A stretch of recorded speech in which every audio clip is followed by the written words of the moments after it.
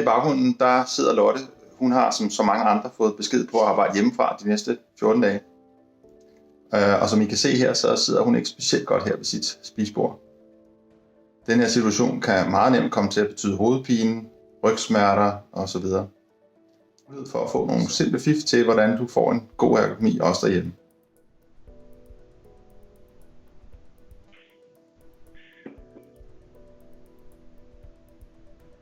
Jeg tænker, det vil være tid til at gå i gang. Tak fordi I har lyst til at se med i dag. Det vi skal snakke om, det er, hvordan I kan passe på jer selv, når I skal sidde her ved køkkenbordet og arbejde hjemmefra de næste par uger.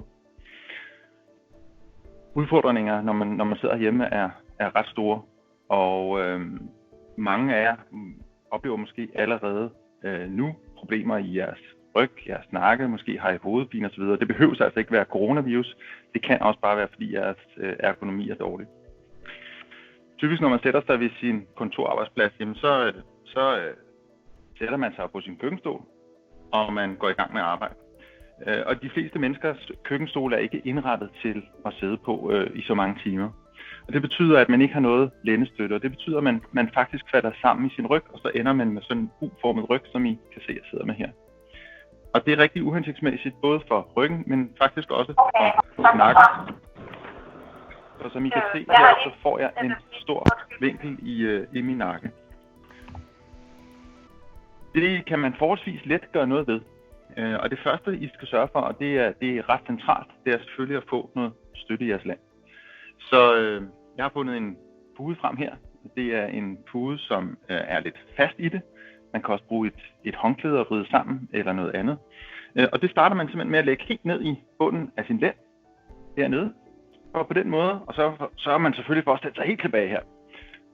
På den måde, så får man faktisk en rigtig god lændestøtte og får en ret ryg. Og I kan jo se forskellen her på mig, når jeg sidder her uden støtte og kigger, og når jeg får lændestøtten ned. Her. Allerede her har I flyttet rigtig, rigtig meget belastning væk fra jeres krop. Det næste element, det er selvfølgelig at få den rigtige bordhøjde. Og på kontoret her har I sandsynligvis et hæve-sænke-bord. Det er lidt sværere derhjemme. Det er de færreste, der har det. Og derfor er I nødt til at justere stolen.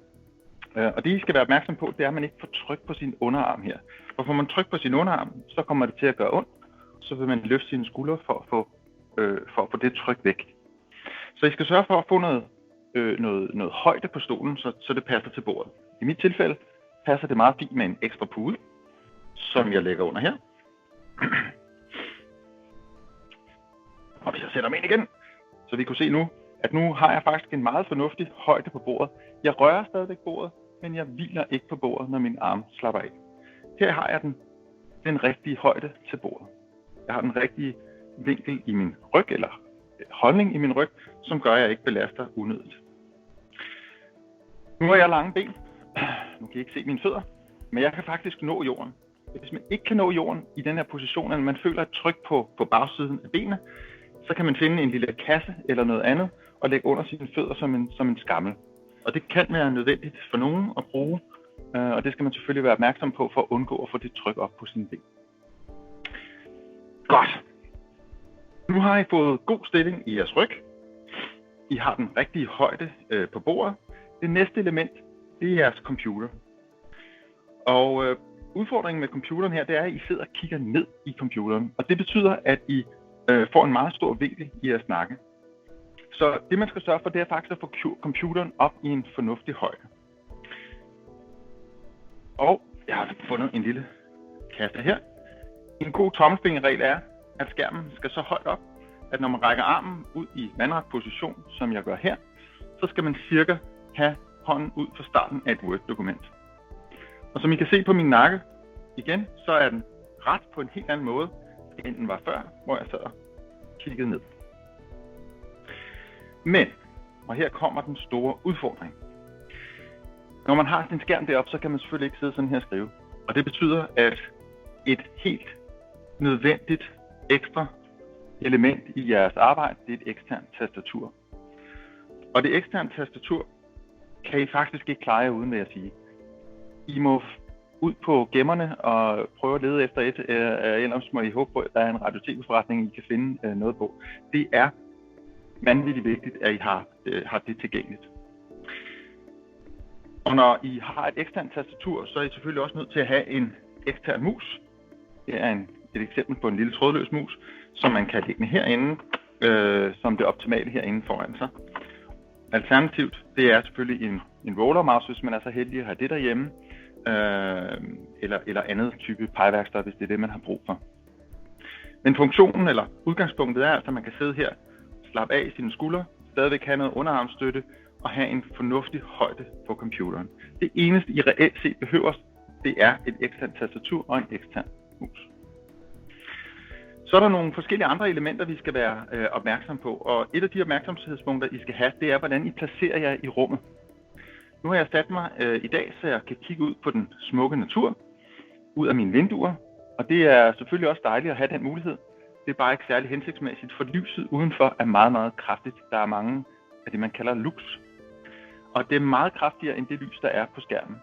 Og det betyder, at jeg både får lyset, det kraftige lys udefra, samtidig med, at jeg skal kunne fokusere på min skærm. Det får man hovedpine af, fordi øjet simpelthen ikke kan justere.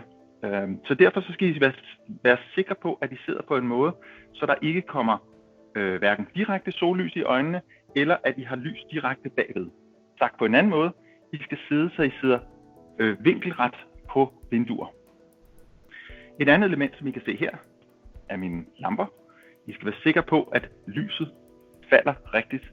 Og en af de udfordringer, man kan have med lys, det er, hvis det kommer lige oppefra og peger ned i ens tastatur, jamen så får man genskin, og så kan det faktisk være svært at ramme tasterne rigtigt, eller i hvert fald skal man sidde og fokusere på en anden måde. Så sørg for, at det baggrundslys, I har, det kommer fra siden, eller forfra, eller lidt bagfra. På den måde er lyset også optimalt.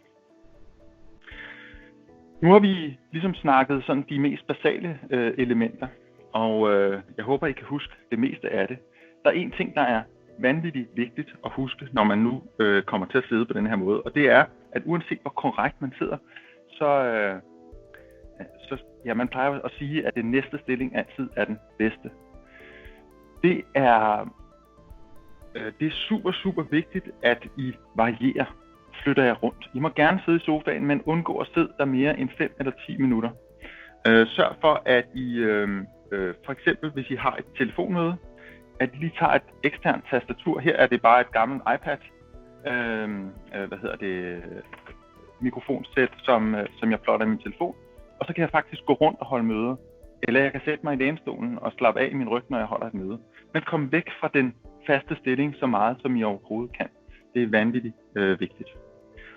Det sidste element, som I kan bruge aktivt, det er at sørge for, at I i virkeligheden får løsnet op, får trænet, får bevæget jer. Vi snakkede før om det her med at komme ud og bevæge sig, men en anden ting kan jo være at lave aktiv træning eller aktive øvelser. De øvelser kommer jeg nærmere ind på i morgen, hvis I har lyst til at se med der, og spred gerne budskabet, hvor jeg vil prøve at vise jer, hvordan I forholdsvis simpelt og nemt kan træne igennem med skulderen.